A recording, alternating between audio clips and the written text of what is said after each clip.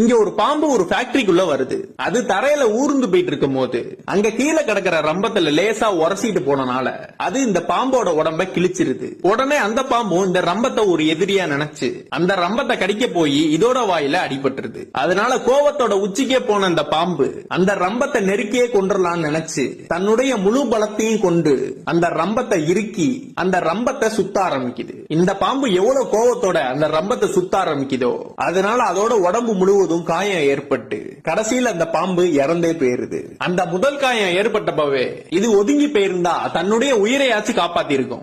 இந்த கதையோட மாறல் என்னன்னா, நம்ம வாழ்க்கையில வர கோவம் பிரச்சனைகள் கட்டுப்படுத்த முடியாத ஒரு கோவத்தால எல்லாத்தையும் இழந்து அந்த கோவத்தால பாதிப்பு அவங்கள விட நமக்கு தான் அதிகமா இருக்கும். எப்பவுமே ஒரு வாழ்க்கையில நிறைய சூழ்நிலைகளையும் அவமானங்களையும் மன்னிச்சு கடந்து போறதுதான் நல்லது. வாழ்றது ஒரு வாழ்க்கை. சந்தோஷமா இருங்க, கோவப்படாதீங்க, பணிவா பேசுங்க. கோவம்